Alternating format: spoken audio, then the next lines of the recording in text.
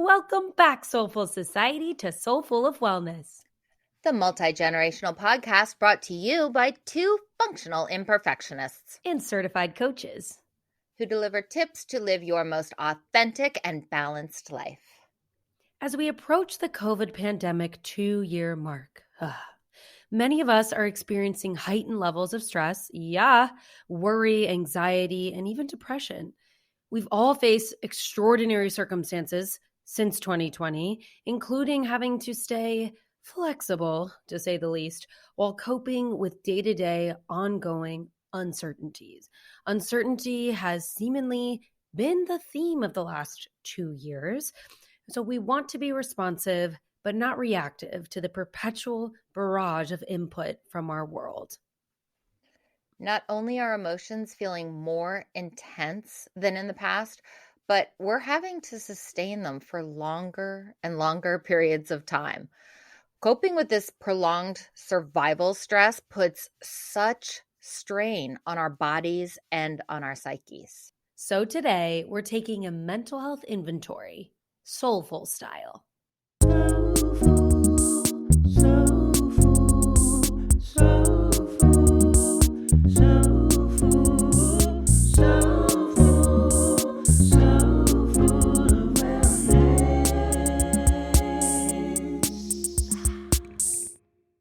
Welcome back, Soulful Society, to another episode of Soulful of Wellness. Thanks for being with us.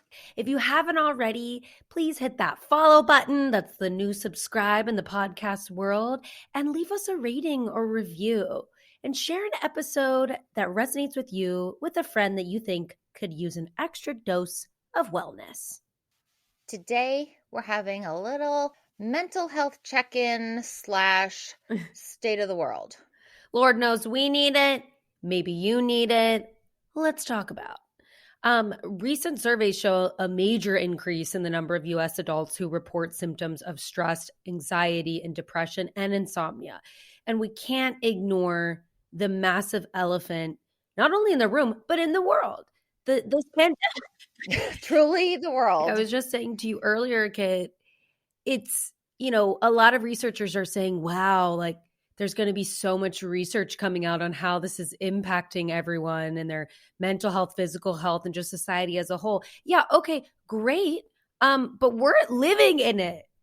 I actually participated in a study done by the National Institutes of Health, and they were on it. I want to say when I first heard about it, and ironically, the way I heard about it was it popped up in my Instagram feed, and I thought, well, yes, I want to participate, and I did. And at first it was just this one thing, and then as things dragged on the way they have, it was later and later. And so I just got the email saying they had gotten their last input and they're now in the process of compiling all this information they took in and will be coming out with the findings, the whatever they get out of all this information. And they were just letting us know and thanking us for our participation. So that's something I'm really curious about seeing.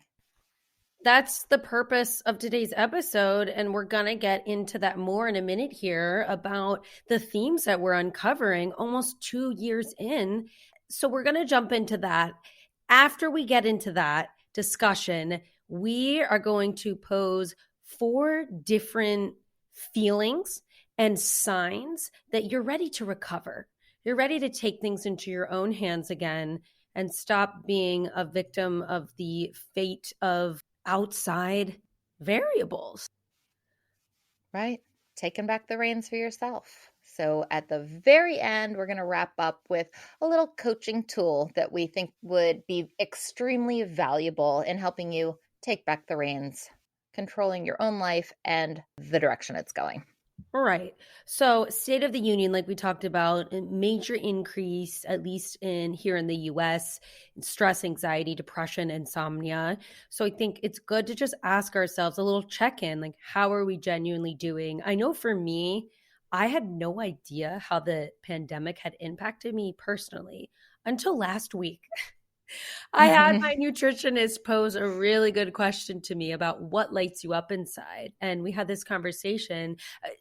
Full disclosure, I couldn't answer it, which was an aha moment. You ever get those really big aha moments of, okay, there needs to be a shift? I was sensing it. We talked about this idea of stagnancy and being comfortable with it and being comfortable in our comfort zones. And I think what this pandemic has done is really blown everything up and made everything confusing, but also there's been no distinguished endpoint. There's been no fairy godmother to come and save us all and say, it's over, guys. All right. Like a director saying, cut. All right, great. That's a wrap. Yeah. No more pandemic. Right. Reset. We're going to go again. No, it's actually the exact opposite, because every time we think there's an end date, that's just the rug gets pulled out from under us. It's like, sucker, swoop, you're on your back again. Yeah. Yeah, so that's one of the things that we're talking about today is a big reframe. Stop saying when this is over or thinking, I'll do XYZ when this ends or when life goes back to normal. Because when you move through full acceptance and really internalize that that's not ever going to happen, any kind of return to is not going to be the old version of normal. That's when you can take back the reins. The truth hurts. It hits hard. Mm-hmm. But no, we were having a discussion about this earlier in terms of the themes that we've uncovered. And I've really seen just a lack of consistency and reliability in the outside world. And to put that into context, not knowing, did the restaurant that I wanted to make plans at, did they make it? Is my yoga studio open? Yeah. Do I need a mask to go to my exercise class? Like, I don't know about you, but for me, I've had such a lack of routine. Just being home all the time has actually, you would think it would foster a great routine, but it has not. It has created stagnancy. Mm-hmm. Yeah. And human nature is to, lean towards comfort. Right. Right. And so if stagnancy becomes the new norm and sort of going through the motions, then that's what we become comfortable with. And so in a second, we'll go over sort of the signs where you're ready to move on and recover. Yeah, I completely agree. So if I picture my comfort zone as a bowling lane, there's room for the ball to move laterally and still be headed toward the pins. But my comfort zone, especially during shutdown, when I wasn't pushed to do things that even took it toward the edge, the ball just kept rolling every single time right down the center.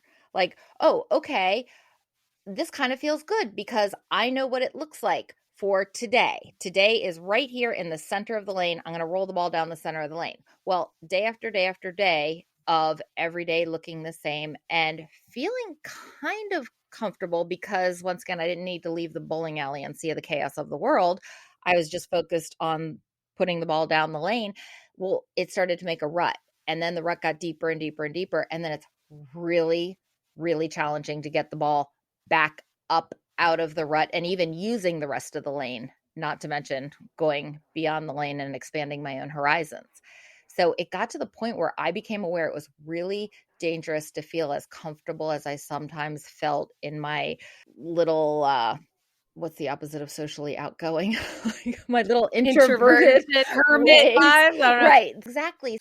The idea of being a social hermit on one level is, of course, appalling, but on the other level feels really comfortable and easy because I could rock that.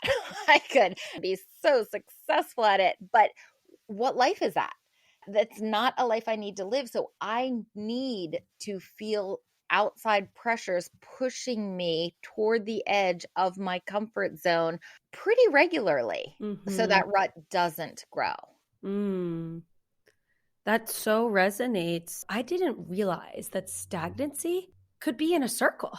Mm-hmm. Stagnancy doesn't have to be sort of a dip. It could be a circle. So I'm getting up every day. I'm surviving. I'm feeding myself. I'm taking care of myself at a minimal level. But where's the joy?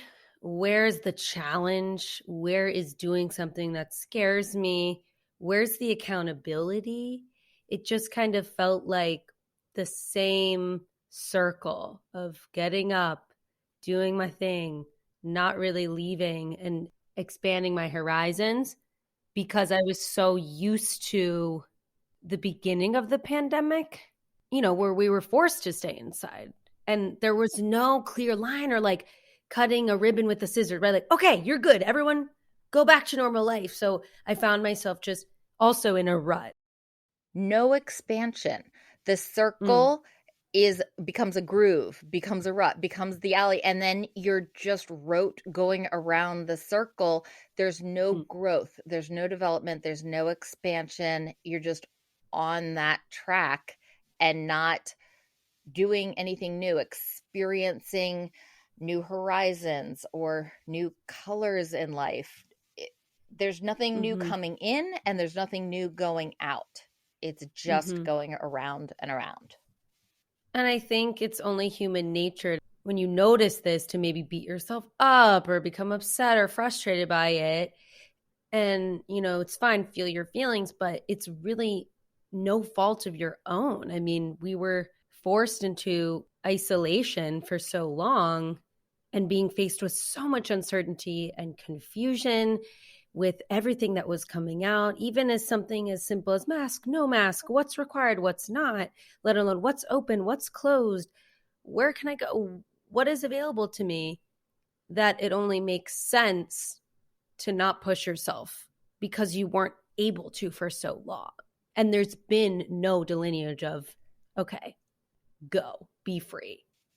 We believed that we would revert to initially the way things were before, and then it became a version of the way things were before. But now that we know that it's not, Hmm. and we here at Soulful of Wellness are completely advocating eliminating from your vocabulary and your mindset when this is over, because it's not going to be over. It's the way we are. It's the way the world is. It's the way our lives are now and for the foreseeable future. We no longer wait for things to reopen to have this timeout end and resume our growth period of life. We're taking back the reins.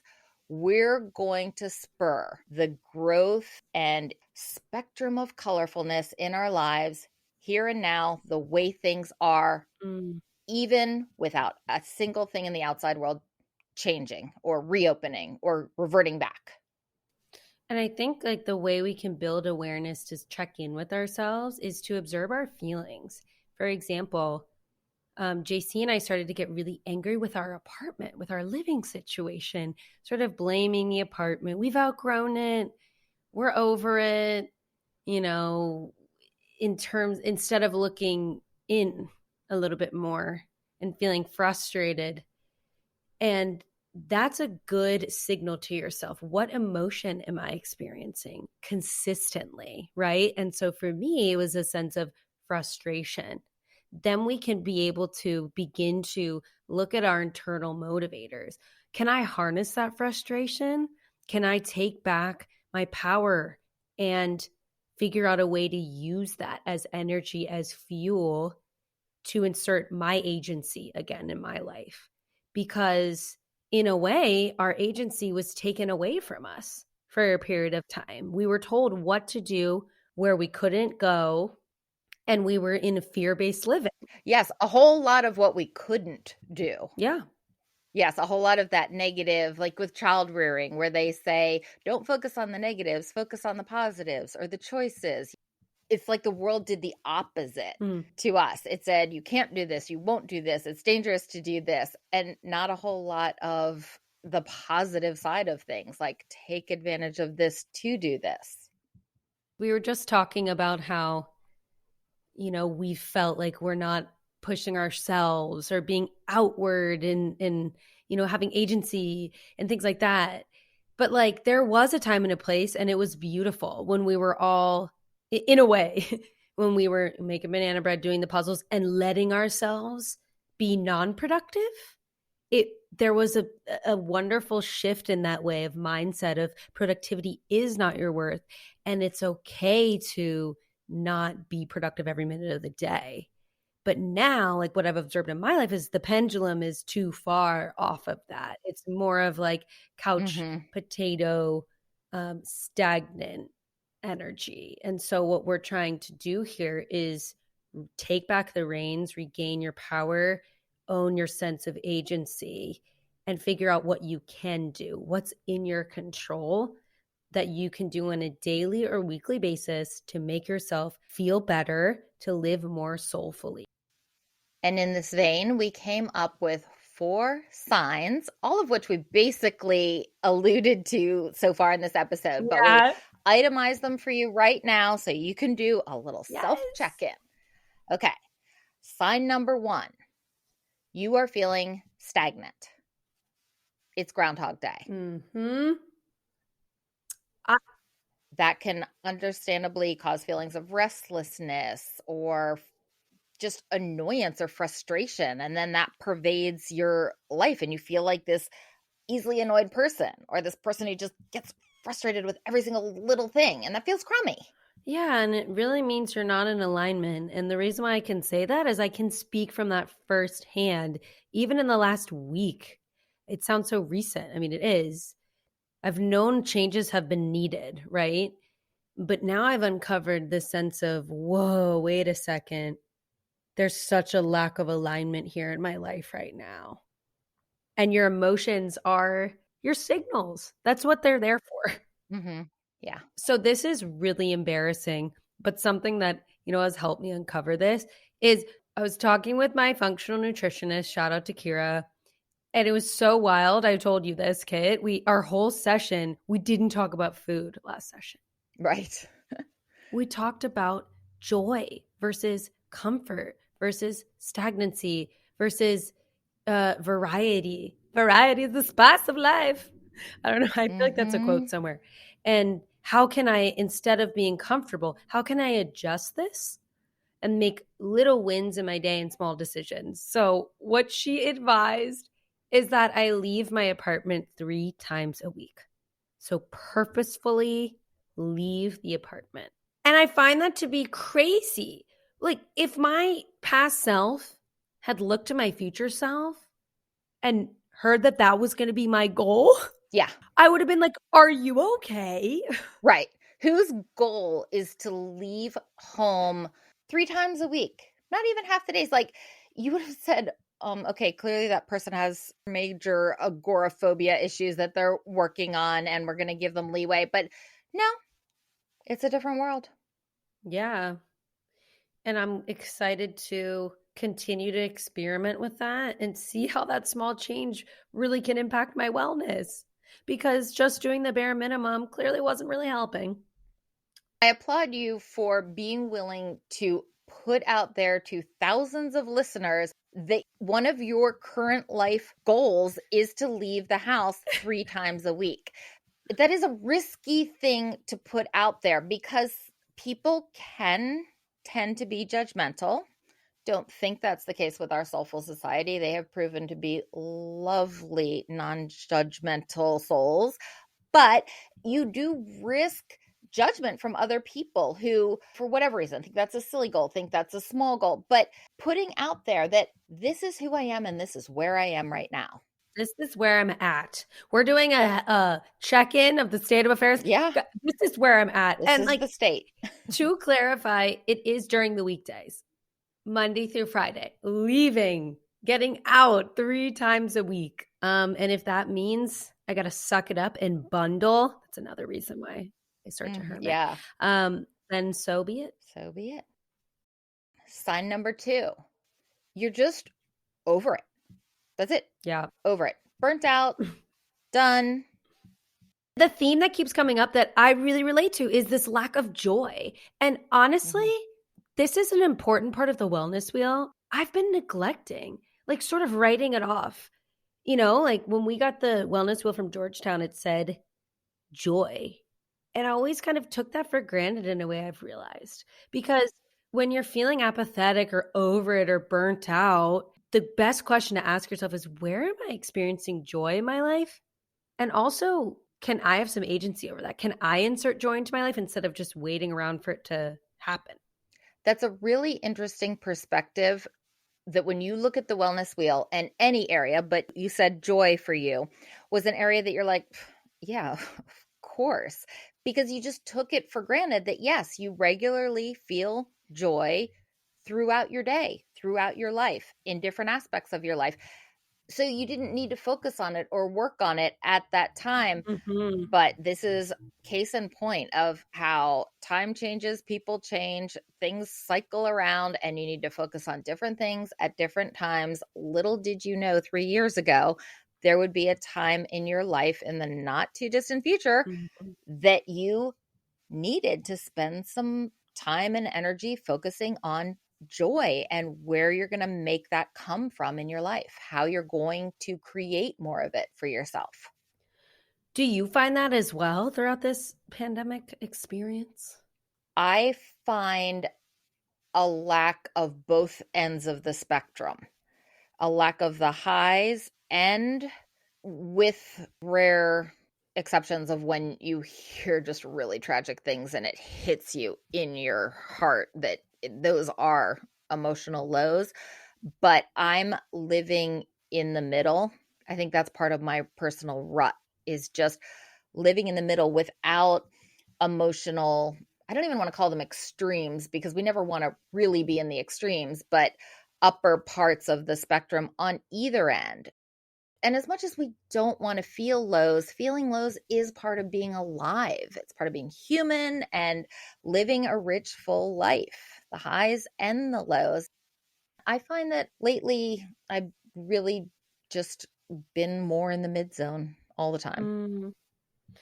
And I want to add something here that Esther Perel said in her podcast episode with Brene on Brene Brown's podcast is, in this pandemic, we lost a connection to the erotic. And the way she described eroticism was spontaneity, happenstance, curiosity. And as I relate that to joy, I think about, yeah, all those little opportunities to experience joy by happenstance. And so, as a result of that, we began feeling exhausted, flat, numb as a result of the social atrophy and just things that were taken away from us. So, feeling over it is normal. And it's also a good sign that you need to make a change, a sign that you're ready to recover. Sign number 3, you feel untethered. You feel lost. You feel lacking a sense of purpose or fulfillment in your life. I think that this has really pushed us to reevaluate what matters to us and how much agency we do have over inserting little things into our lives that bring us that fulfillment, and really asking ourselves, like, what makes me feel fulfilled? When do I feel satisfied? This is the byproduct of living on pause. It was supposed to be a 2-week pause, Mm-hmm. and then it was going to be by the end of the summer. But living on pause gave me tacit permission to live in that stagnant zone or comfort zone, or however you want to frame it, of saying, okay, not every period needs to be a period of growth. The world told me this isn't a time for growth. I said, okay, but that only goes for so long. The clock has expired. My natural being is screaming that it's time for growth, whether it feels scary or not, whether I feel ready or not. The comfort zone is no longer comfortable because I've outgrown it. Yes. Yes. Yeah. Yeah, I agree. The comfort zone is starting to make me uncomfortable. Yeah. Like, it's freaking me Where out. does that leave us? I mean, Yeah, what? Trippy. I used to have the comfort zone. Now I'm not even finding comfort in it. So, I mean, that's just a sign that I'm long overdue for some growth, like it or not. And everything in moderation, comfort, moderation, Hmm. risks, Yeah. moderation, just getting that balance back in our lives. Fourth and final sign is we have completely stopped saying, when this is all over, when this pandemic ends. We're not waiting for that to happen. Nothing's on hold for that. We're not going to have a goal that starts when this ends. We're not going to put off doing or learning or trying anything until this ends. We understand there's still limitations, but we're going to work within those to make the change we need to see for ourselves, starting right now, not when this ends. Mm-hmm. Such a big, necessary mindset shift, I feel like. Yeah, definitely. It's empowering in a way, and we can start to make those baby changes. As we know, sustainable change, the formula for that is simply tiny, baby, consistent changes. Incremental changes that you do and you do again and you do again until they become your habit, your reality, your way of doing things. And they're no longer changes. They're just how you do it.